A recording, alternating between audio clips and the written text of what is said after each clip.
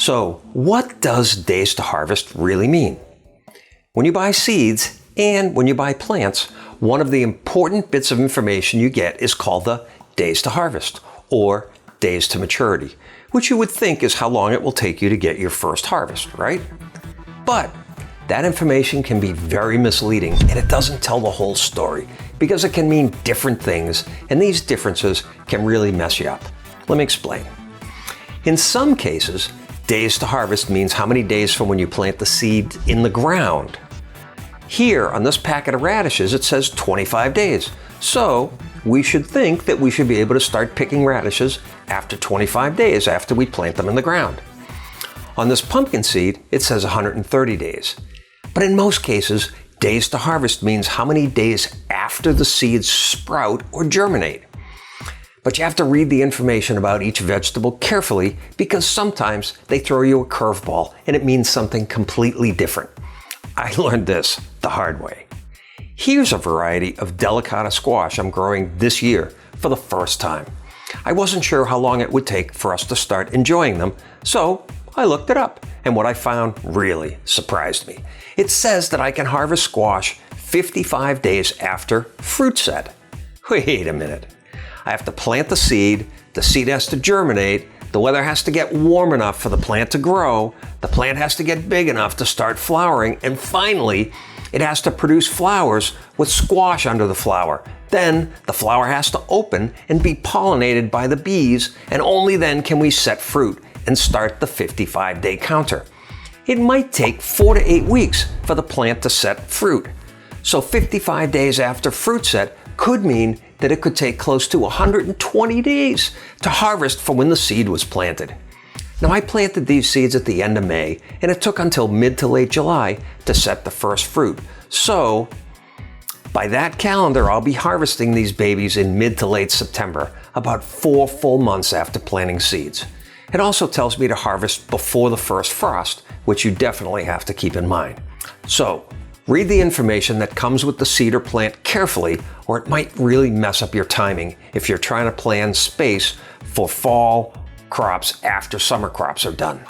One other important factoid to remember about days to harvest is that the days to harvest can vary depending on when during the growing season you plant the seeds.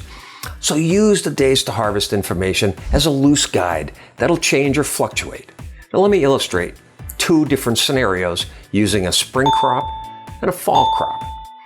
Radishes like the cool weather, and the seed packet says they take 25 days, which to me means 25 days to harvest after the seeds sprout or germinate. I usually plant my first batch of radishes in my covered greenhouse sometime in late March and early April, and then I follow with another batch 2 weeks later and another 2 weeks after that. Now the first batch of seeds I plant in March will take the longest to mature because the soil is the coldest when I planted the seeds, and everything happens much more slowly when it's cold. I'll get that first batch of radishes in about 45 days instead of the published 25 days. Now the second batch will grow and mature a little faster because the soil will be warmer, and I'll see the second batch of radishes in about 35 days. The third batch will grow the fastest because the soil has had more time to warm up, and I'll get these radishes in about 25 days, which is right around the published days to harvest that comes on the seed packet. So, what's going on here? Well, it makes sense if we think about it. As we get further into spring, the days are getting warmer and longer. And the warmer everything gets, the faster everything starts to happen. That's basic biology. But when I talk about things warming up, I'm not just talking about the outside air temperatures. What's equally, if not more important to your plant is the soil temperature. And soil temperatures warm up much more slowly and gradually than air temperatures do. So even when the days are warm, the soil is lagging behind and your plants might grow slower than you expect because the soil is still cool. Now, raised beds and greenhouses, which are stories for another day, can help speed up that process. Now, let's switch gears and think about what's going to happen to our days to harvest in the fall. I like to grow carrots in the fall, and you'll understand why in a few minutes. In terms of days to harvest, the opposite of what happened in the spring is going to happen in the fall, right? In the fall, the days are getting cooler and shorter. air temperatures start to drop toward the end of August. But soil temperatures have spent the last few months warming up, and they're going to take longer to cool off. So in the fall, the lower air temperatures are going to slow plant growth down, even though the soil temperatures are still warm. And everything is going to slow down, and the plants are going to take longer than the published days to harvest. Carrots are one of my all-time favorite vegetables to grow in the fall. The seed package tells us that carrots take about 75 days to mature. That's about 2.5 months. Now, I usually plant my fall carrot seeds in my garden around August 1st to 15th, so if I add 2 weeks for the plants to germinate, that makes 3 months to harvest. 3 months from August is right around early to mid-November, right? But guess when I harvest these carrots? I harvest these carrots a full 6 weeks later at Christmas.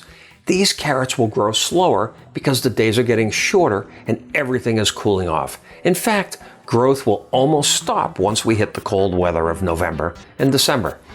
But here's what I love about growing carrots in the fall. If the soil temperature dips below freezing, as it does during the nighttime in December in my area, some of the starches in the carrots turn to sugars and the carrots get really sweet tasting. So if the weather's cold enough, I can pick a giant carrot at Christmas time and it tastes really sweet and amazing. But if I pick that same carrot at the end of November, before the freezing weather sets in, the carrot tastes mealy and bland like you might think. Now I picked a carrot in November to test this, and the difference between the taste in November, and December, yeah baby, was incredible. So, days to harvest or maturity can mean lots of different things. Read and understand the information that you get. Make sure you add in germination time or something else to get a much more accurate idea of when things are going to be ready. And lastly, factor in the time of year and the soil temperature and adjust your growing plans accordingly. Happy gardening!